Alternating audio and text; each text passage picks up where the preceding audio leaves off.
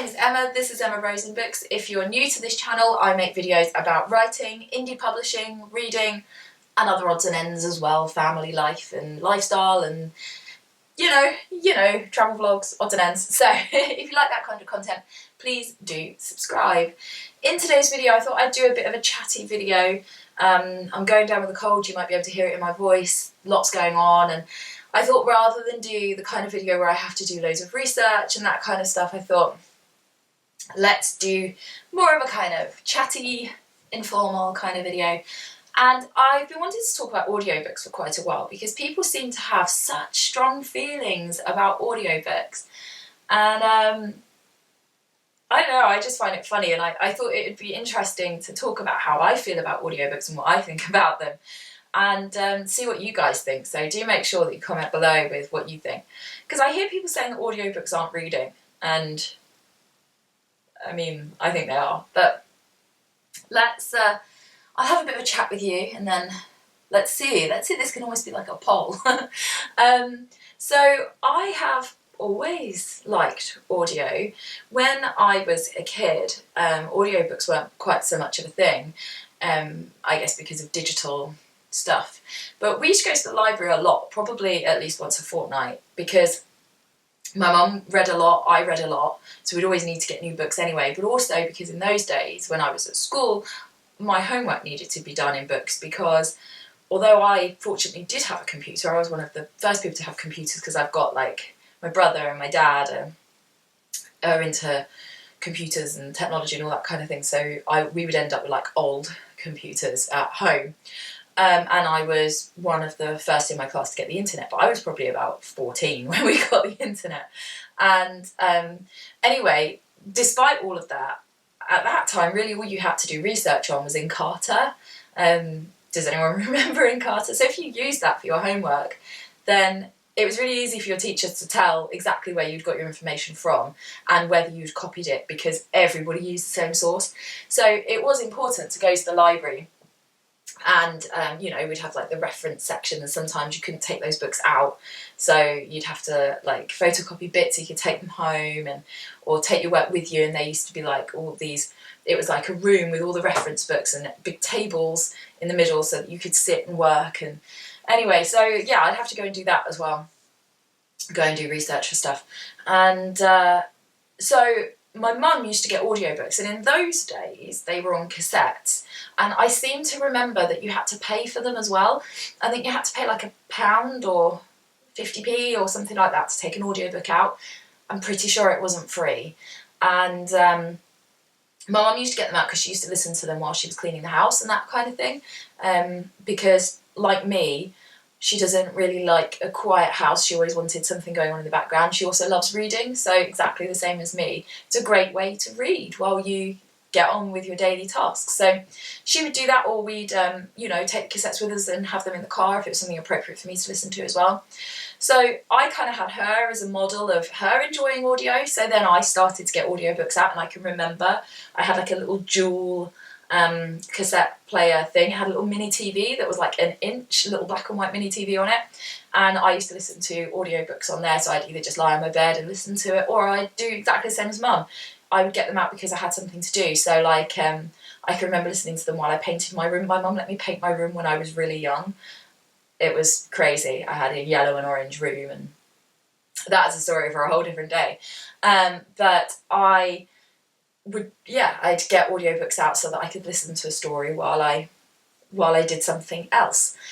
Then mum got an iPod quite early on when iPods came out, and she would listen to music a lot, and I used to borrow it, and you know, if I was going for a walk. So I grew up in a place called Flitwick, so a bit of a shout out if you're from Bedfordshire, then comment below. And so we'd go to Flitwick Wood. Harry Potter fans, by the way, the W is silent, just put that out there. Or Ampthill Park, if anyone's been there, go for long walks with the dog and have my headphones in. This is like, people didn't really do that back then, not like they do now where like everybody's got their headphones in. It just wasn't a thing. So that was kind of unusual, that I always had to have like some kind of audio. Then when I was at university, I had a little MP3 player of my own, and it was one of those ones you could use as a USB stick as well, so you could put like one album on it. It didn't really fit much music, but it meant that it was dual purpose because I could use it as USB. And I can remember going on long journeys. So I lived in Plymouth and my husband lived in Canterbury, and I used to travel the whole way I used to take Megabus, so it took really long.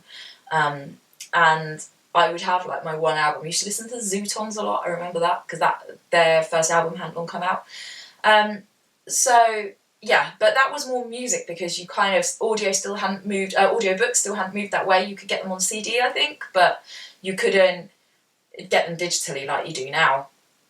So then when I got to the point where libraries started to offer digital downloads, that's when I really got into it. So personally, I use the Overdrive app, really like it. I mean, it does have a limited selection of books, so they won't always have what you want, but they'll always have stuff I want to listen to.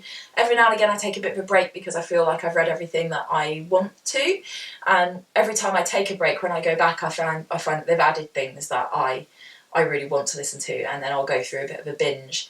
But I pretty much always have an audiobook on the go, so I'll listen to it when I'm driving around or if I'm going for a run. I don't like running to music, I like running to spoken word.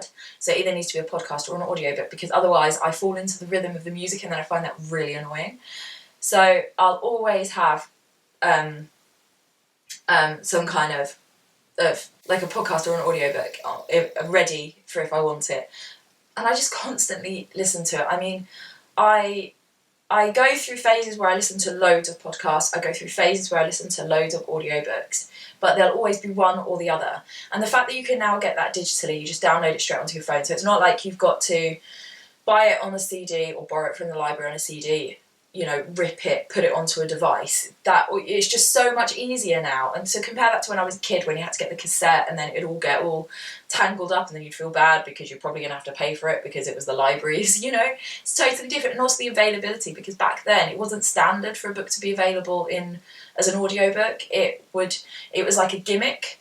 I can remember there being like loads of Agatha Christie's, but there wasn't. Yeah, it was really, really limited what you could get, and you just had to, if you wanted to listen to an audiobook, there'd just be like, I don't know, 20 books that were available and you'd have to read one of those. Whereas now, I mean, there's just thousands and thousands, and there's so many ways of getting it. So as I say, I use Overdrive. You can use paid services like Audible, where you might have a bit more of a selection, but obviously you have to pay a monthly fee. By the way, if you're interested, there is an affiliate link below. If you were thinking of getting a free trial period of Audible, you can use that link, and then you don't have to pay any extra, but I get like a couple of quid for that. So if you were thinking of it, there is a link below, and of course I'd be very grateful if you used it. But yeah, so there's just so many options. There are other services as well, and I just think it's fantastic. Like, as somebody who's always listened to audiobooks, I think it's great.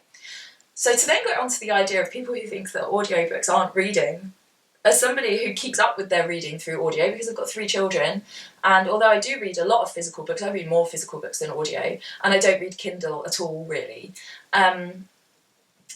that audiobooks, like, are part of how I read as much as I do. And I can see how there's a difference. There is a difference between using your eyes to read words and everything associated to that, like taking a break, having to sit down and absorb yourself in a book, the actual feeling of physically reading something, which is obviously a part of why I personally don't really get on with Kindle. I've only ever read probably about 3 or 4 books on Kindle because I just don't reach for it. The process of reading a physical book means more to me. But Kindle absolutely has a place. And I don't think anybody would argue that a Kindle is not reading, again, because you're physically using your eyes to read words, I guess, and the pace of that and all that kind of thing.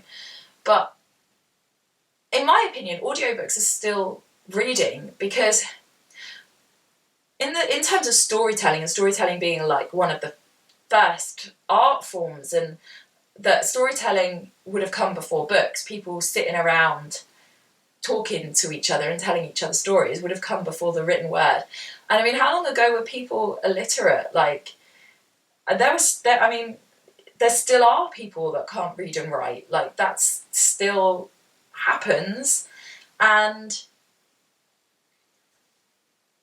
And like, how long ago was it commonplace for people to not be able to read and write? They only would have been like the elite that knew how to read. How long ago was it that women weren't taught to read? You know, it still happens. And so saying that people can't engage in story because it's not reading, it just seems silly to me. And equally, if somebody has like dyslexia or visual impairment or anything like that, an audiobook and the availability of audiobooks opens up that whole world, then how can you say that that's not reading?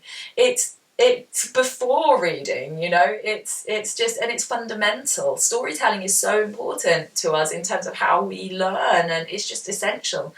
And I think, whereas say like a radio play, that's different to an audiobook because it's been written differently. It's been written as a script, so it's got sound effects and scenes. It's not got the descriptions of that. It's a different form of storytelling. And I would put like audio plays in a box with TV and film and all of that, because that's a different thing. That's enacting something.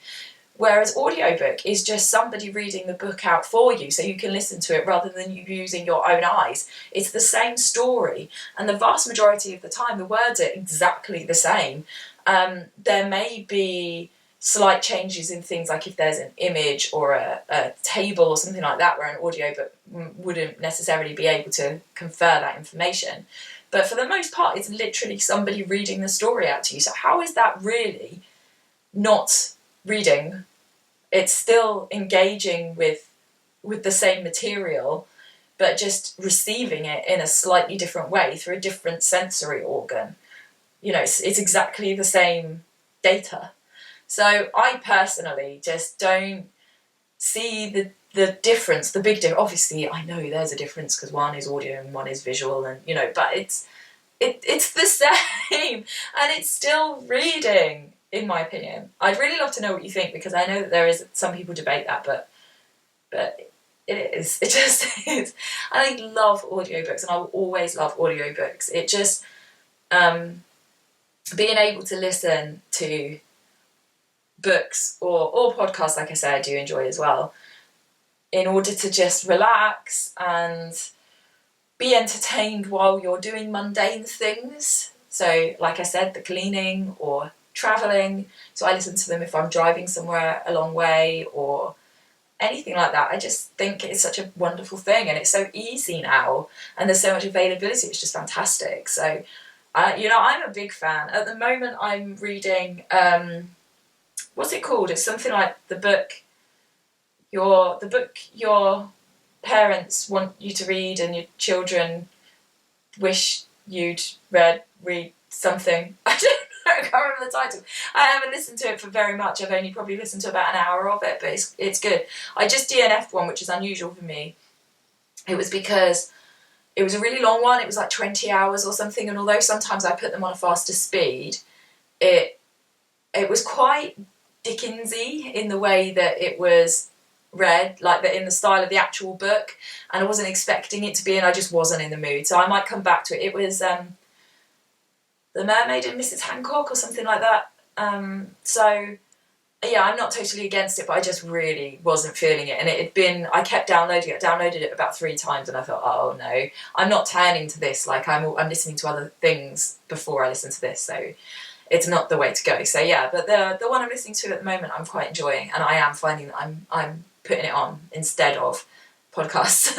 So I was thinking of making a video about my like updated favourite podcasts, because I did one last year, and it'd be interesting to kind of add a few that I've started listening to since, because I enjoy audio as a whole, as a, what would you call it, as a entertainment form. But, you know, there we are.